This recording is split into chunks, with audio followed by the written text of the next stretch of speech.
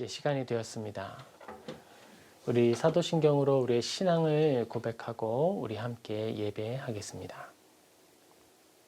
전능하사 천지를 만드신 하나님 아버지를 내가 믿사오며 그 외아들 우리 주 예수 그리스도를 믿사오니 이는 성령으로 잉태하사 동정녀 마리아에게서 나시고 본디오 빌라도에게 고난을 받으사 십자가에 못 박혀 죽으시고 장사한 지 사흘 만에 죽은 자 가운데서 다시 살아나시며 하늘에 오르사 전능하신 하나님 우편에 앉아 계시다가 저리로서 산자와 죽은 자를 심판하러 오시리라. 성령을 믿사오며 거룩한 공회와 성도가 서로 교통하는 것과 죄를 사하여 주시는 것과 몸이 다시 사는 것과 영원히 사는 것을 믿사옵나이다. 아멘. 아멘. 우리 같이 찬양하겠습니다. 우리 같이 찬양할 때요. 아주 먼 옛날 그리고 나주님의 기쁨 되기 원하네. 우리 같이 찬양하겠습니다.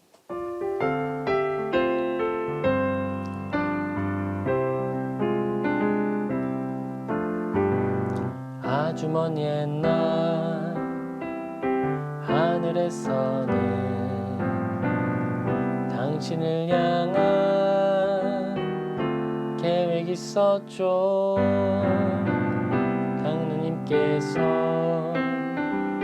바라보시며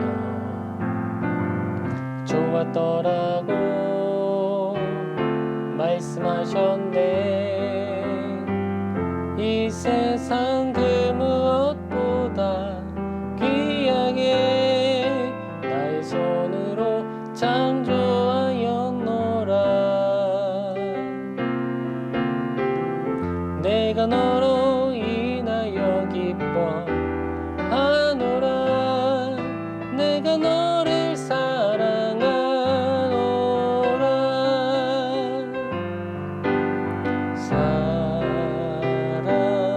사랑해요.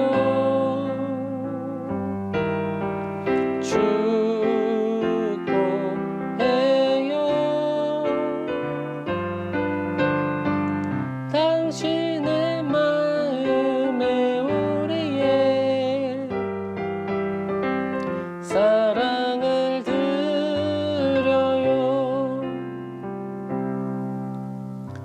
사랑해요.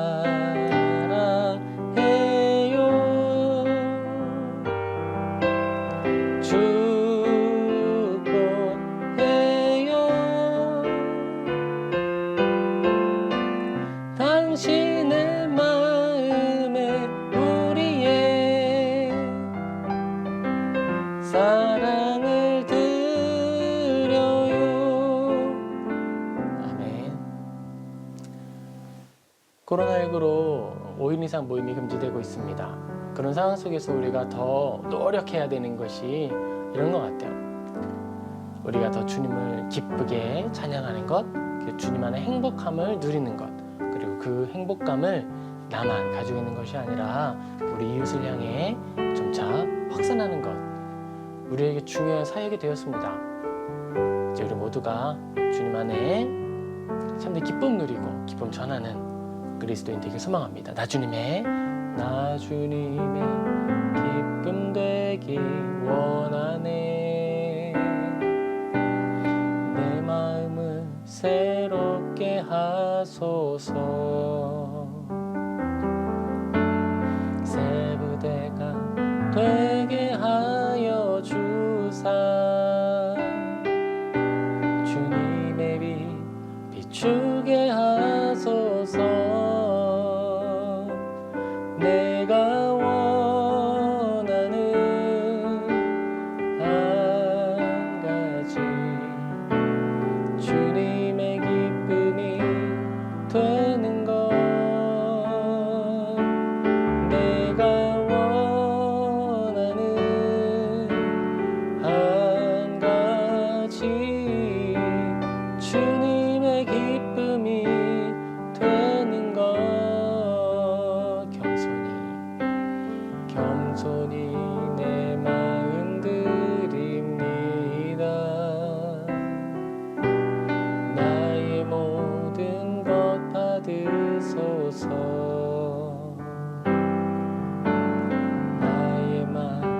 끝게 씻어 주사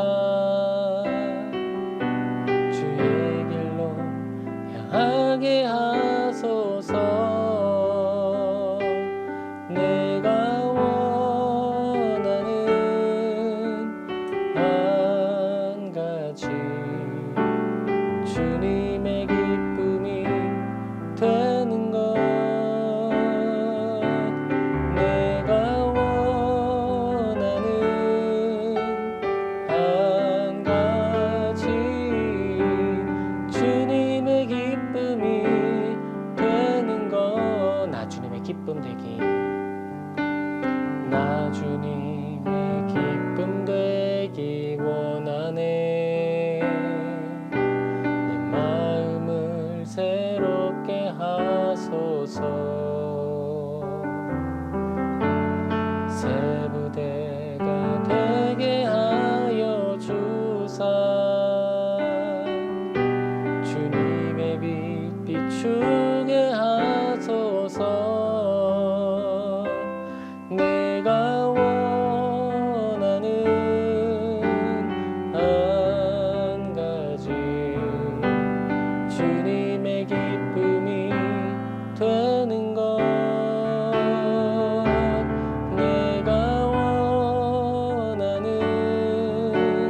한 가지 주님의 기쁨이 되는 것. 내가 원하는 한 가지.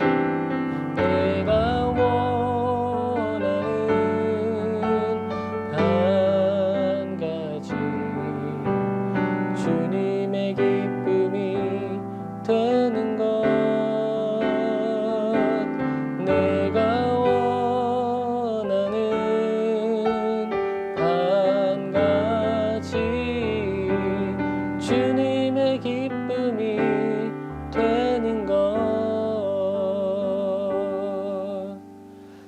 우리 주님을 생각하며 잠시 기도합시다.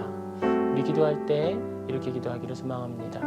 하나님, 이 시간 우리가 마음과 뜻과 힘을 다하여 하나님 예배하게 하여 주시옵소서. 아버지, 우리의 마음 가운데 눌림이 있다면 풀어지게 하시고, 우리가 시간과 장소, 공간을 구별하여 예배에 처소 만드는 일에 방해되는 것들이 있다면 다 떼어버리고 오직 순수하게, 순전하게 나아가게 해달라고, 예배하게 해달라고 우리가 기도하며 나아가겠습니다. 아버지 하나님, 우리가 예배를 준비하며 주님께 가까이 갑니다. 우리가 다른 것을 바라지 않고 오직 한 분 하나님을 소망합니다. 아버지 하나님, 우리의 마음 가운데 임하여 주옵소서. 우리의 삶 가운데 동행하여 주시옵소서. 아버지, 우리가 예배하기를 원하오니 우리의 마음을 구별하게 하시고 시간을 구별하게 하시고 장소를 구별하게 하여 주시옵소서. 아버지, 우리에게 허락하신 모든 한계들이 있습니다. 주님, 그 안에 좌절하는 것이 아니라 그 안에 더 힘을 내고 그 안에서 할 수 있는 가장 순전하고 아름다운 일을 하게 하여 주옵소서. 들의 핀 꽃으로 아버지 주님을 기쁘시게 하는 가장 온전하고 건강한 믿음의 꽃을 우리 모든 삶의 자리에 피우게 하여 주시옵소서. 아버지께서 우리를 지탱하시고 우리를 보존하시며 우리와 동행하여 주심을 믿습니다. 주님께 예배를 의탁하오니 임재하여 주옵소서. 예수님의 이름으로 기도합니다. 아멘.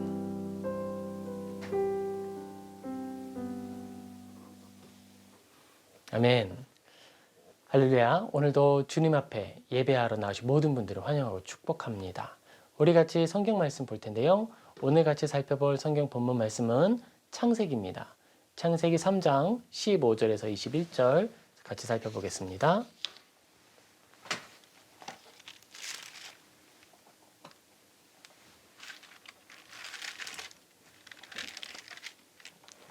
창세기 3장 15절에서 21절 제가 봉독하겠습니다. 내가 너로 여자와 원수가 되게 하고 내 후손도 여자의 후손과 원수가 되게 하리니 여자의 후손은 내 머리를 상하게 할 것이요 너는 그의 발꿈치를 상하게 할 것이니라 하시고 또 여자에게 이르시되 내가 내게 임신하는 고통을 크게 더하리니 내가 수고하고 자식을 낳을 것이며 너는 남편을 원하고 남편은 너를 다스릴 것이니라 하시고 아담에게 이르시되 내가 너의 아내의 말을 듣고 내가 너에게 먹지 말라 한 나무의 열매를 먹었은즉 땅은 너로 말미암아 저주를 받고 너는 내 평생에 수고하여야 그 소산을 먹으리라. 땅이 내게 가시덤불과 엉겅퀴를 낼 것이라. 내가 먹을 것은 밭의 채소인즉 내가 흙으로 돌아갈 때까지 얼굴에 땀을 흘려야 먹을 것을 먹으리니 내가 그것에서 취함을 입었음이라. 너는 흙이니 흙으로 돌아갈 것이니라 하시니라. 아담이 그의 아내의 이름을 하와라 불렀으니 그는 모든 산자의 어머니가 됨이더라. 여호와 하나님이 아담과 그의 아내를 위하여 가죽옷을 지어 입히시니라. 아멘. 우리 오늘은 창세기 3장을 같이 살펴보는데요. 우리가 가지고 있는 예배, 그리고 약속, 그리고 성도의 삶이라는 큰 구분을 가지고 살펴볼 거예요. 사실 창세기 3장에 있는 이 내용만 하더라도요, 수많은 책들이 있고요. 그리고 이제 제가 이것을 좀 깊이 있게 같이 공부를 하자라고 할 때에는 이것만 하더라도 우리에게 큰 유익이 되는 그런 공부가 될 것입니다. 하지만 우리가 지금 하려고 하는 것은 설교를 통해 하나님을 아는 자리로 나아가는 거예요. 예배라고 할 때에는 바로 그 부분이 있는 겁니다. 설교와 성경 공부, 무엇이 다를까요? 우리가 많이 들어는 봤죠. 교회를 섬기고 교회 안에 있을 때 성경 공부를 꼭 해야 한다라는 이야기 많이 들으셨을 거예요. 어떤 의미에서는 설교 듣는 것만으로 충분하지 않을까? 이렇게 생각하기도 했을 겁니다. 사실 제가 그랬어요. 성경 공부와 설교, 그 두 개가 어떻게 구분이 되는 걸까? 그리고 이제 저 같은 경우에 신학 훈련을 받을 때 신대원에서 이제 강의를 듣죠. 강의를 들으면 이제 그런 분들이 있어요. 강의의 내용 자체는 굉장히 학문적인데 그 내용을 듣고 난 이후에 우리 영혼의 결과는 예배를 드린 것 같은 분들이 있답니다. 정말 학문적인 지식을 배우고 하나님에 대해서 알았더니 우리의 마음에 감사가 나오고 찬송이 나오고 하나님을 더 닮아가고 싶다라는 열정과 선택이 막 나타나는 거예요. 그것은 강의를 들었지만 그 강의의 결과가 영혼을 더 성숙시키고 하나님에 대한 열정을 발전시켰다라는 것이 되는 것이죠. 설교와 성경 공부에 공통점이 있다면 바로 그것일 거예요. 성도에게 장성한 그리스도의 분량에 이르도록 격려하고 성도가 마땅히 결정해야 할 것, 결단해야 할 것이 무엇인지 아는 것. 성도가 죄로부터 돌이키도록 할 뿐만 아니라 장성한 분량, 내가 해야 할 것과 할 말이 무엇인지 구별하게 하는 것. 바로 그것이 설교와 성경 공부 둘 다에 담겨있는 목적이 되는 것이죠. 하지만 그 안에 목적을 이루는 그 방법 또는 그 안에 담겨있는 내용은 조금 차이가 있습니다. 어떤 차이가 있을까요? 먼저 설교는요, 가장 큰 목적은 성례의 하나로 주어진다라는 것을 생각해 보아야 해요. 그게 뭘까요? 성례의 하나라고 할 때에는 우리가 잘 알고 있는 성례가 무엇이 있었죠? 우리가 지금은 하기 어렵지만 성찬식이 있습니다. 그렇죠? 성찬식을 통해 우리는 무엇을 하죠? 예수님께서 떼어주신 떡을 먹고요. 예수님께서 우리에게 제정하신 법을 따라 포도주를 마십니다. 그 일을 통해 우리는 예수님의 살과 피를 먹고 예수님께서 십자가에 흘리신 그 제사, 그 일을 온전히 기억하는 일을 하는 것이죠. 우리가 하나님을 기억하고 하나님을 손에 붙든다라고 할 때에는요, 지성적인 내용만 하는 것이 아니에요. 신명기와 창세기, 그리고 출애굽기에도 반복되는 내용들이 있습니다. 규례들이 있으면 그 규례를 반복해서 지키는 거예요. 자다가 일어나서 야곱이 베개를 베고 잔 것뿐이고 꿈을 꾼 것뿐인데 그곳에서 예배를 드리게 되죠.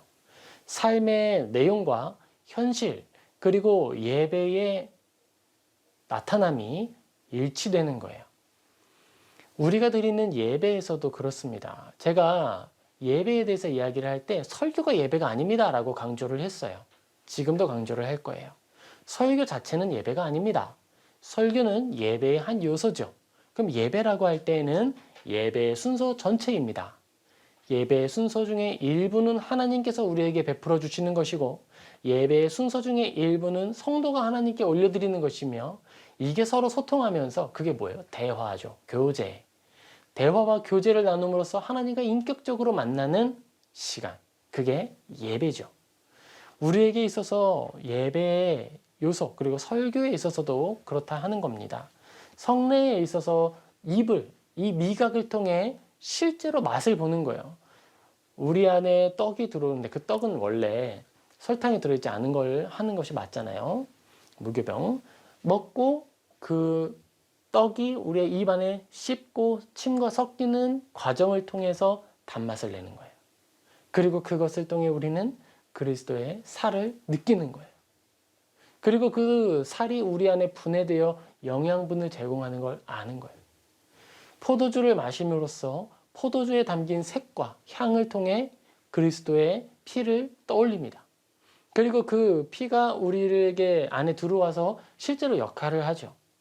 원래 포도주를요, 조금만 우리는 지금 마시잖아요. 절제의 의미를 담았죠. 원래는 이렇게 큰 잔에 조금 마시는 거예요. 흠뻑 마시기도 하죠. 그럼 어떻게 돼요? 몸에 포도주가 퍼져가니까 그 안에서 느껴지는 열기가 있잖아요. 그리스도의 죽음의 사역이 우리에게 흘러 들어와서 실제로 내 몸에 역할하는 것을 느껴보는 거예요. 하나님을 믿는 믿음이라고 하는 것은 실체가 없는 것이 아니라 실체를 추구하는 것입니다. 우리의 삶에 영향력이 없는 것이 아니라 우리의 삶뿐만 아니라 육체적인 영향도 주는 거예요. 그것이 바로 믿음입니다. 설교도 그렇죠.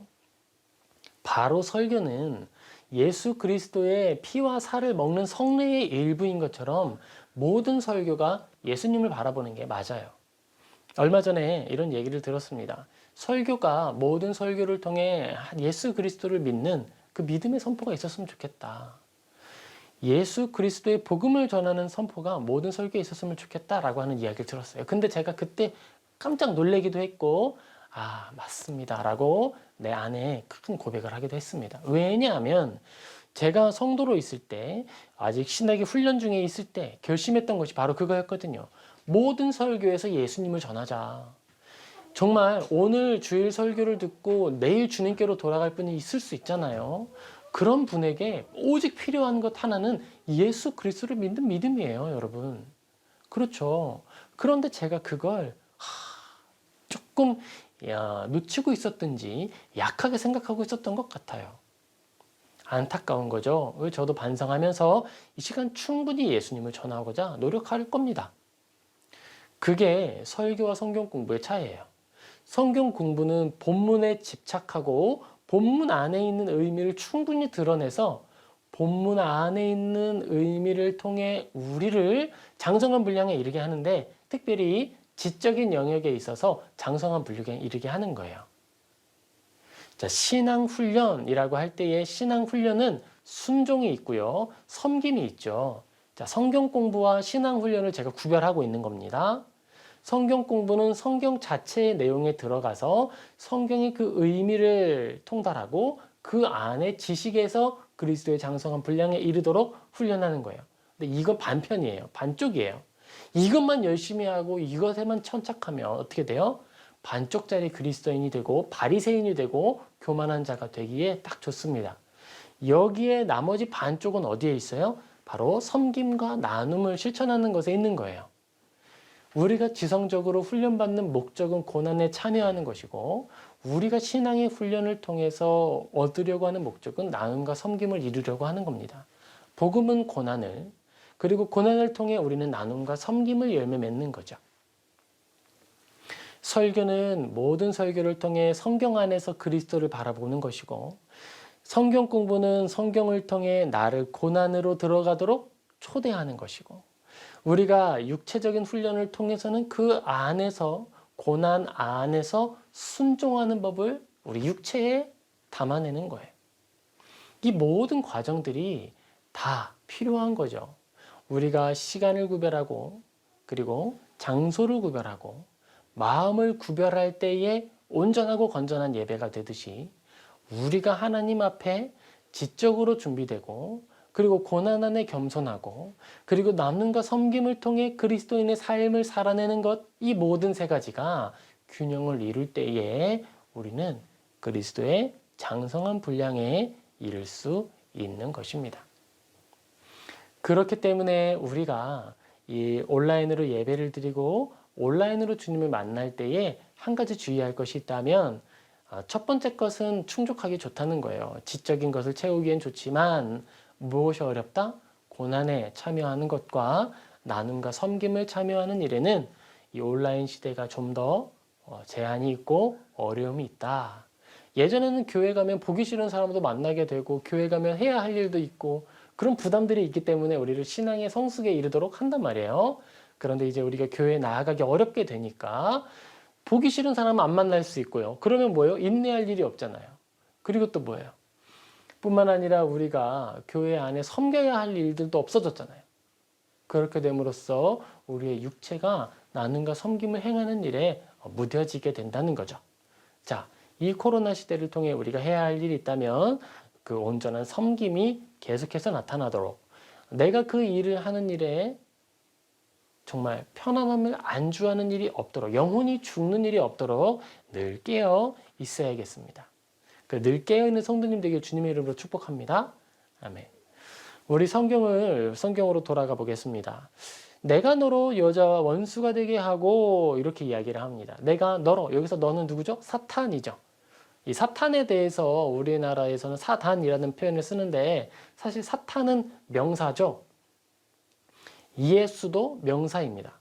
그래서 외국에서는 지저스라는 표현을 쓰지만 지저스가 예수라는 말을 하려고 한 거잖아요. 헬라어 본문에서는 이예수란 말이에요. 그렇기 때문에 우리는 명사는 명사대로, 명사는 소리잖아요. 소리 문자. 그렇다면 그 소리를 그대로 사용하는 게 더 좋은 거예요. 사탄, 사단. 우리는 탄이라는 발음 할 수 있잖아요. 탄, 사탄, 사탄이죠. 내가 너로 여자의 원수가 되게 하겠다. 너의 후손도 여자의 후손과 원수가 되게 하겠다. 이것을 통해 우리가 알 수 있는 것이 무엇입니까? 사탄이 있고요.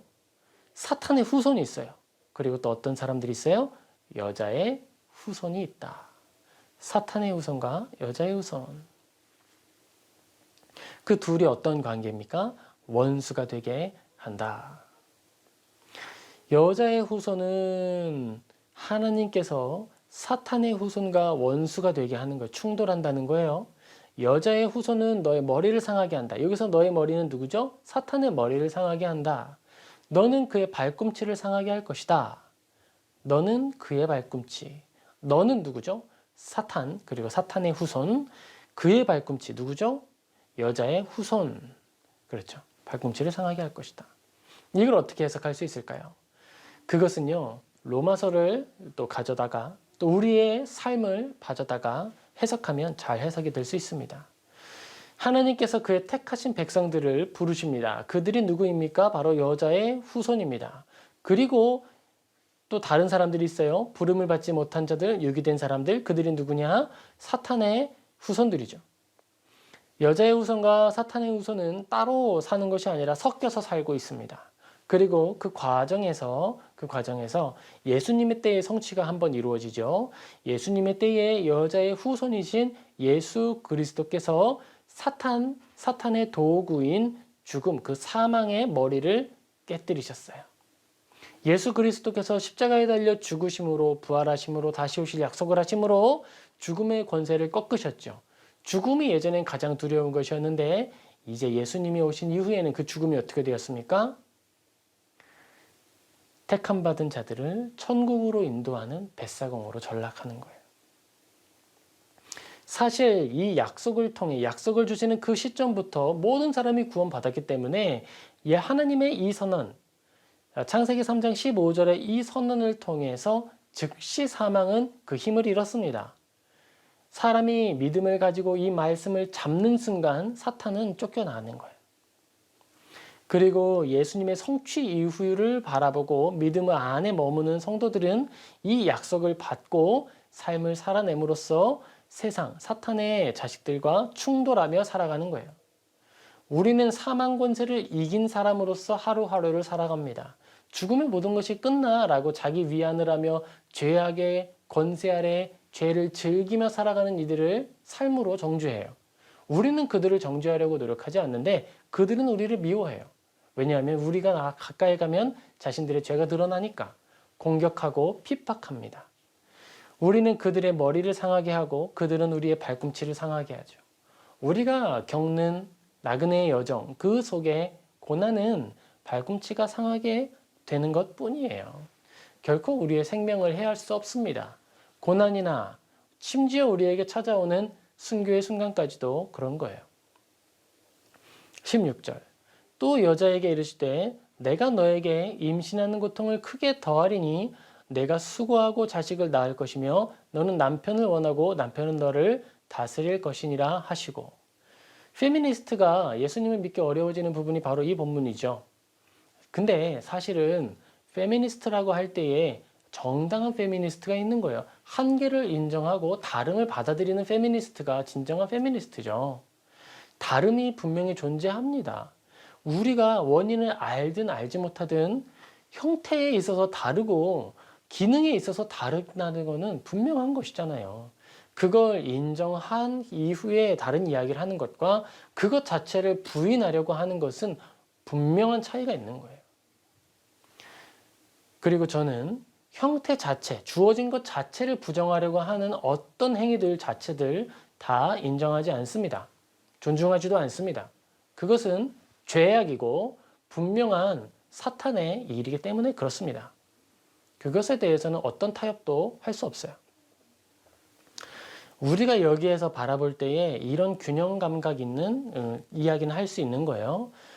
또 여자에게 이르시되 내가 너에게 임신하는 고통을 크게 더하리니 내가 수고하고 자식을 낳을 것이며 이건 뭐예요? 수고하는 일을 통해서 자식이 생명이 잉태된다는 거예요. 그 일은 뭐예요? 이 일을 할 수 있는 유일한 존재 누구? 여성. 존중받아야 하고 높임받아야 하고 또 사랑받아야 할 대상이라는 것입니다. 여자가 아니고서는 이 땅 가운데 생명이 나타날 기회가 없어요. 남자는요, 많아봐야 쓸모가 없어요. 생명이 그 다음 세대로 잉태될 수가 없잖아요. 물론 남자가 없이 여자만 막 있으면 또 되느냐? 그러면 또 안 되겠지만 최종적으로 생명을 잉태하고 10달의 수고를 통해 이 땅에 나타나도록 하는 일은 오직 누가 할 수 있어요? 여자만 할 수 있는 거잖아요.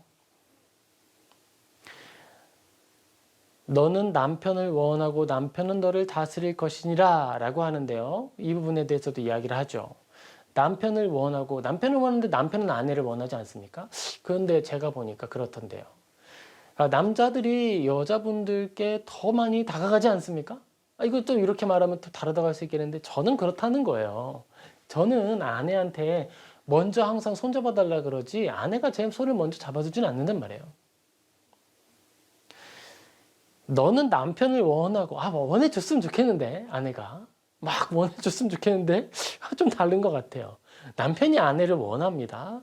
남편이 아내를 원하는 것 같아요. 그리고 남편은 너를 다스릴 것이니라. 하나님이 오죽 난 이렇게 생각해요. 하나님이 오죽하면 남편애들이 좀 이걸 좀 바라라고 이걸 쓰신 것 같아요. 너는 남편을 원 좀 해라. 남편을 좀 원해라. 이런 표현으로 이런 걸 쓰신 건 아닐까. 그리고 남자들에게는 남자들아, 이 질서가 너 좀 여자를 좀 그렇게 원하냐? 이 봐봐. 원래 여자가 하는 행동이 너를 원하게 해야 되는 거야. 이렇게 말하시는 것 같아요. 잘 안 되죠. 남편은 너를 다스릴 것이니라. 많은 이야기가 있는데요. 이런 이야기 들어보셨죠? 여자의 말을 듣는 게 맞는 말이다. 저도 깊이 공감을 합니다. 내비게이션에서도 그렇고요.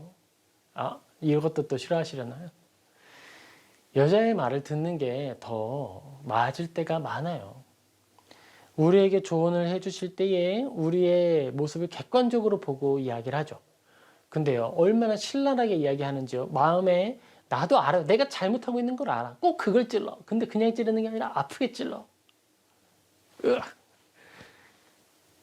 남편은 너를 다스릴 것이니라. 아내가 여자 되신 분들이 워낙에 능력이 많고 또 아름답잖아요. 사랑스럽잖아요.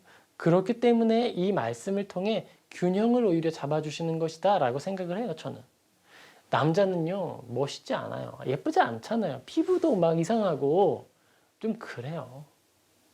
근데 여자분들은요, 여러 가지 일을 한 번에 할 수도 있고요, 아름답고요, 또 남자를 그렇게 원하지도 않아요.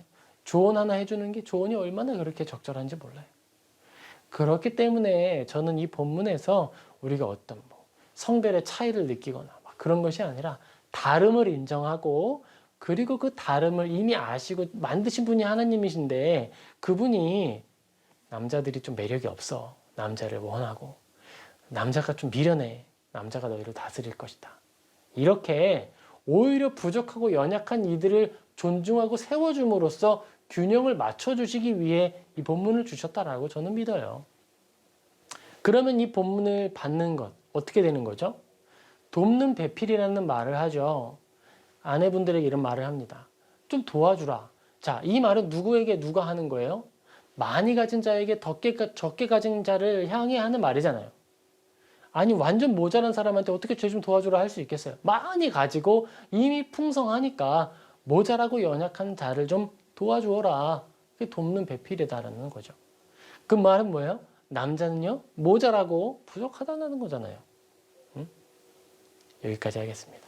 17절.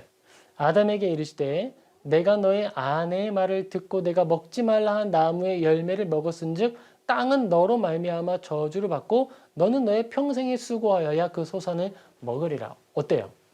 벌써 아담도 저랑 똑같다는 거죠. 아내가 이야기하면 하나님 말보다 더 권위 있게 들었다니까요. 아내의 말이 워낙에 맞는 말이 많고 아내가 훨씬 더 아름답기도 하고 그러니까요. 그랬는데 이제 아담에게 하나님이 하시는 거죠. 내 말을 더 들어. 그리고 아내는 아담의 말을 좀 들어봐.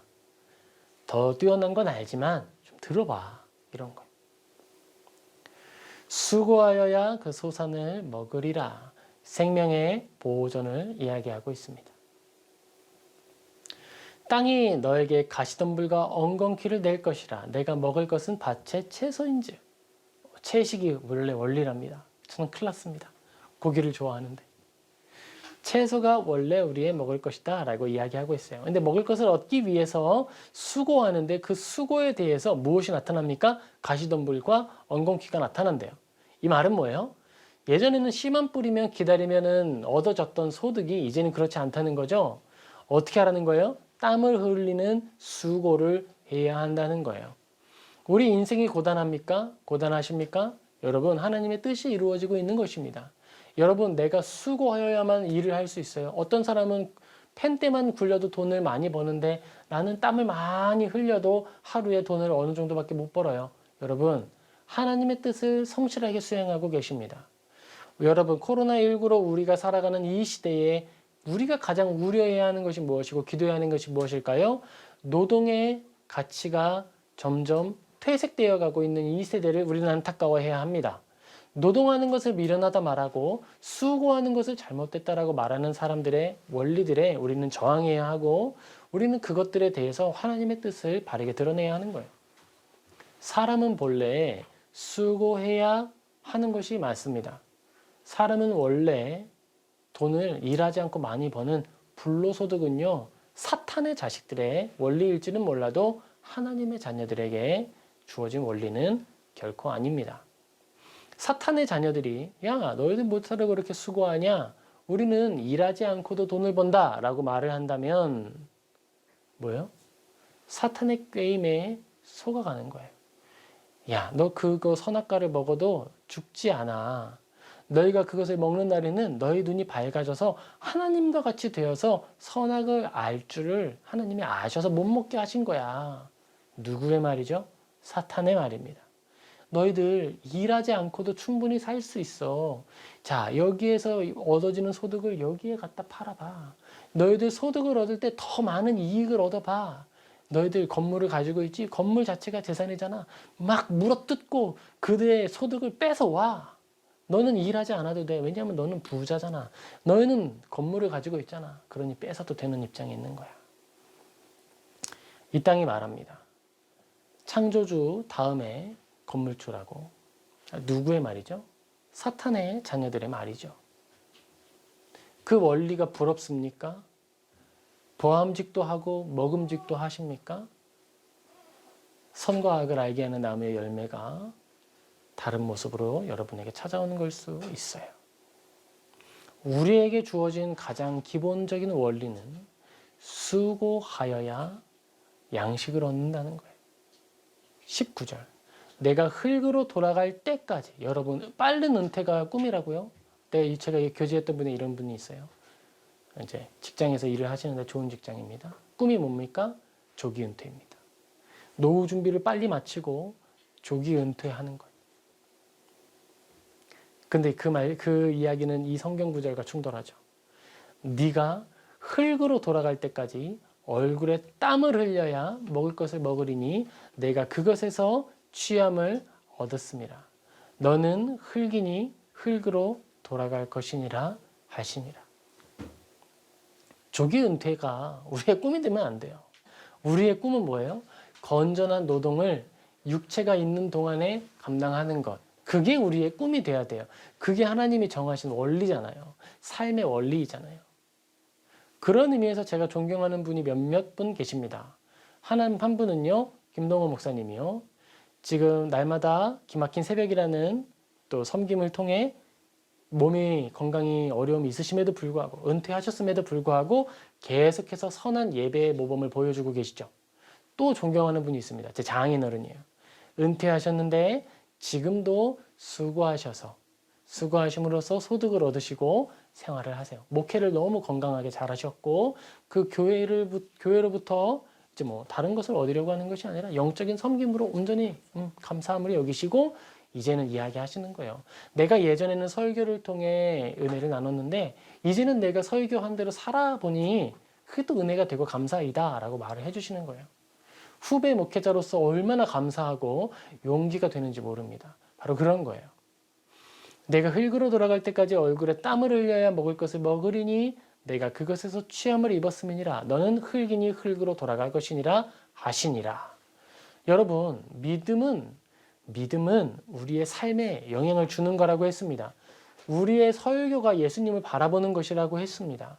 우리의 설교가 입의 미각을 통해 예수님의 살의 맛을 알고 그 포도주를 마심을 통해 예수님의 약속을 다시 확인하는 것처럼 아주 실제적인 거라고 했죠. 믿음의 내용이 이런 거잖아요. 우리에게 해야 할 것을 주신다는 거예요. 그리고 우리가 이렇게 흙으로 돌아갈 때까지 수고해야 뭘 할 수 있어요? 기도할 수 있어요. 예수님을 바라볼 수 있어요. 아하, 여자의 원수와 사탄의 자녀가 서로 싸우게 되겠구나. 원수가 되겠구나. 세상의 원리와 그리스도인의 삶의 원리는 다르구나. 그러나 우리가 살아내는 삶의 원리가 세상의 원리를 늘 이기는구나. 그리고 세상의 원리는 우리의 발꿈치를 상하게 하는구나. 내 마음을 상하게 하는구나. 내가 온전히 하나님의 뜻을 이루어가는 일에 방해가 되는구나. 그럼에도 불구하고 우리는 계속 그 길을 걸어가야겠다. 우리에게 있어서 믿음의 원리는 그렇게 기능한다는 거예요. 자, 20절입니다. 아담이 그의 아내의 이름을 하와라 불렀으니 이는 모든 산자의 어머니가 됨이더라. 아담은요, 하나님께서 주신 지성을 가진 사람이에요. 딱 보는 순간 본질을 파악해서 이름을 붙이는 게 그의 사명이었습니다. 그랬는데요, 아담이 아내의 이름을 볼 때 어떻게 했느냐? 예전에는 어떻게 했어요? 하나님이 주셔서 나와 함께 있게 하신 여자, 그가 나무의 열매를 내게 주므로 내가 먹었나이다. 어떻게 했어요? 참소했죠. 정죄했죠. 죄를 드러냈죠. 그랬는데 이제 그 시각이 하나님을 만나 약속을 잡은 후에 어떻게 변했어요? 아내의 이름을 하와라. 그 하와라는 이름의 뜻은 무엇이냐? 생명입니다. 제가 아까 말씀드렸죠? 여자가 아니고서는 생명을 잉태할 수 있는 적법한 방법이 전혀 없어요. 이 땅에 생명이 창조되도록, 생명이 나타나도록 하나님의 창조 섭리가, 창조의 그 일이 오늘 나타나게 하는 유일한 존재 누구? 아내. 결혼의 원리 외에는 온전한 법을 따라 생명을 잉태할 수 있는 다른 길이 없습니다. 오직 하나의 방법 무엇? 결혼. 오직 하나의 통로 누구? 여자. 하나님이 정하신 유일한 복의 통로예요. 생명의 통로예요. 그걸 말하는 거예요. 하와라. 아이, 남자는 하와가 아니잖아요. 남자는 뭐예요? 여기에서는요. 아담이 자기 이름을 자기가 짓지 않아서 그렇지 노동자잖아요. 남자의 이름은 노동자라 할 것이니라. 그 노동자는 어떤 노동자예요? 죽을 때까지 땀 흘려 밭을 일구는 노동자. 여자의 이름은 하와, 생명. 다르죠. 모든 살아있는 자의 어머니가 됩니다라. 정말 아름다운 고백입니다. 왠 줄 아세요? 아담이 선과 악을 알게 하는 나무의 열매를 먹는 그 순간 아담은 죽었어야 돼요. 죽었죠.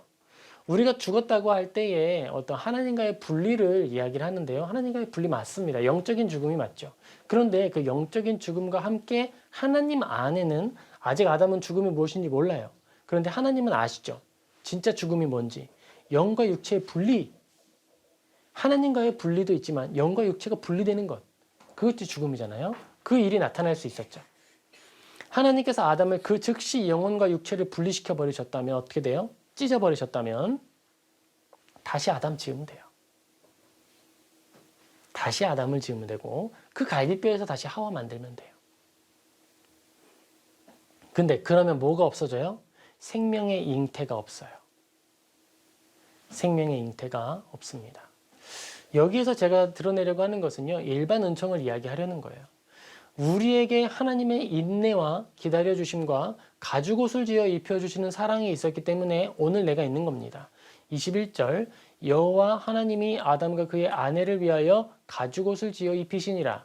그들은요 벌거벗었어요. 하나님 앞에 설 수 없어요. 그런 그들에게 하나님 앞에 서도록 가죽옷을 입혀주셨습니다. 누군가가 죽었죠. 어떤 존재가 죽음으로써 가죽을 내었고 그것을 통해 수치를 가렸습니다. 이것을 통해 아담은 하나님의 자녀가 되는 거예요. 여자의 후손의 머리가 되는 거예요. 만약에 이 일이 없었다면 아담은 폐기 처분되는 거예요. 하나님께서 기다리게 하심으로써 자녀가 태어나게 하시는데 그 자녀에게 어떤 일이 나타나죠? 죄가 함께 섞여 있는 존재가 나타나게 됩니다. 최초의 살인이 나타나게 되고요. 그런데 그들을 하나님이 바로 멸절시키고 찢어버리셨느냐? 아니요. 기다리셨어요. 하나님의 택한 백성이 수가 늘어나는 것처럼 택함받지 못한 자녀들 중에서도 수가 많아지는 역사가 나타나게 하십니다. 왜 그러셨을까요? 은혜의 사람들이 살아갈 그 배경 또한 하나님이 허락하시는 거예요. 그들이 살아갈 때에 그들이 수고하며 많은 소득을 얻고 그들이 많은 노력을 통해 많은 유익을 얻을 수 있는 기본적인 원리들을 제정하시는 거예요. 이 땅 가운데 믿는 사람들만 살 자격이 있고 믿지 않는 사람들은 죽어야 한다. 뭐 이렇게 생각할 수 있을까요? 아니라는 거예요. 믿음의 사람들이 살아갈 수 있는 그 여정의 거푸집을 만드는 것. 은혜의 틀, 하나님의 큰 역사가 흘러갈 수 있는 지도를 만들어가는 일, 그 큰 도화지를 만드는 일에 사용되는 거예요. 여기서부터는 성경 공부의 영역이기 때문에 우리는 여기까지만 나아갑니다. 하지만 우리 믿는 사람들이 믿지 않는 사람들을 섬겨야 하고 또 사랑해야 하는 원리는요. 하나님이 그들을 통해 하나님의 약속을 하나씩 이루어 가시기 때문에 그래요. 믿지 않는 사람들의 삶을 통해 믿는 사람들을 교훈하시기도 하고요.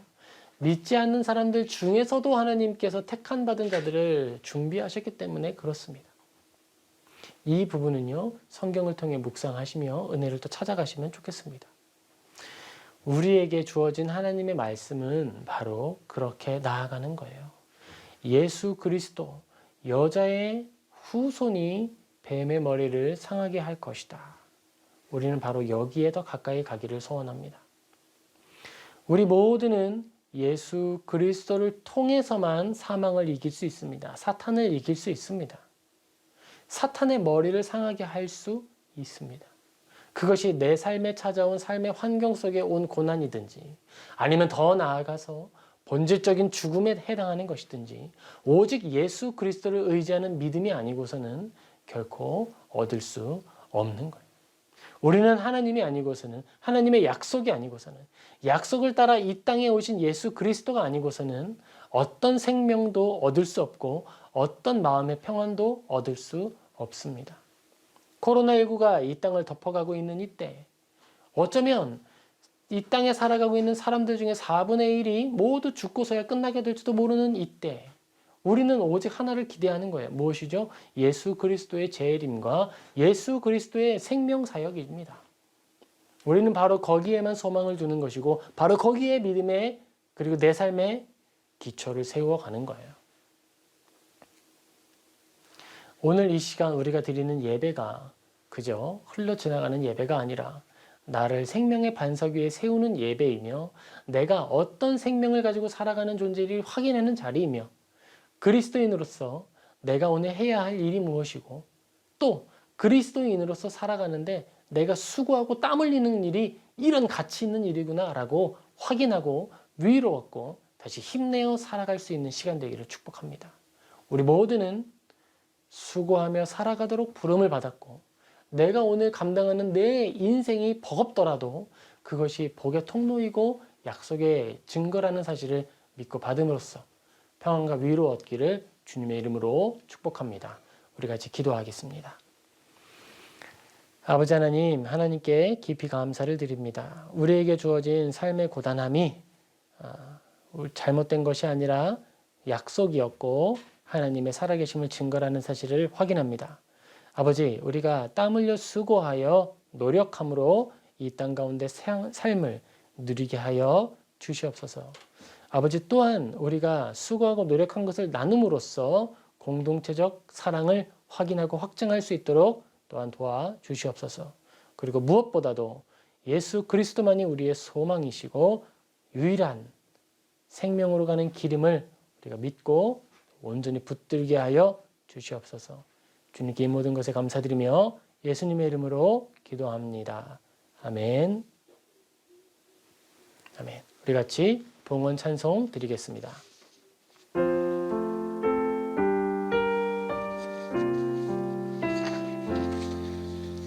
나의 생명 드리니 주여 받아 주셔서 그 하늘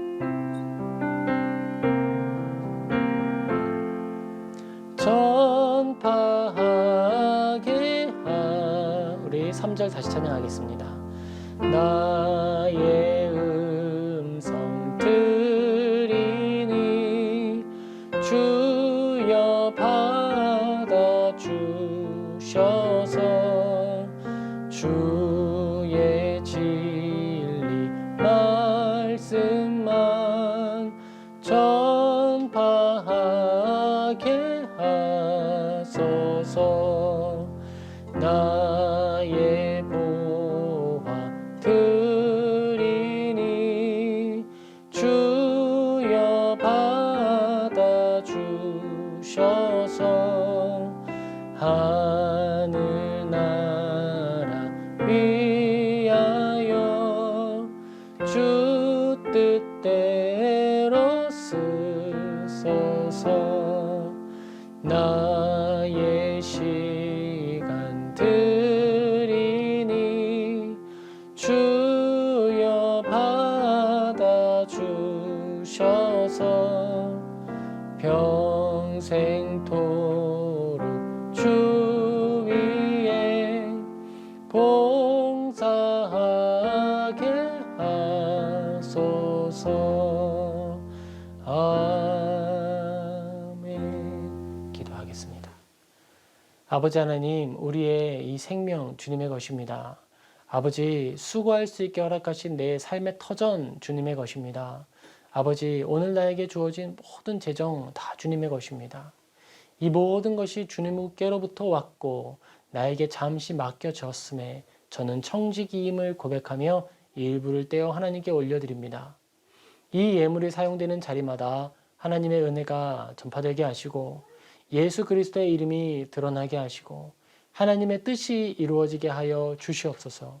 준비한 모든 손길 위에 주님의 큰 사랑과 은혜와 복된 능력을 충만히 채워주시고 그들과 동행하여 주시옵소서. 미처 준비하지 못한 손길 위에도 주님께서 은혜를 베풀어 주시고 믿음을 더하여 주시고 하나님께 주신 것을 고백함으로 누리는 평안함과 만족함과 나눔으로써 누리는 기쁨과 감사를 알도록 은혜를 베풀어 주시옵소서. 주님께 감사하며 예수님의 이름으로 기도합니다. 아멘. 우리 같이 축도하겠습니다. 이제는 주 예수 그리스도의 은혜와 전능하신 하나님의 사랑과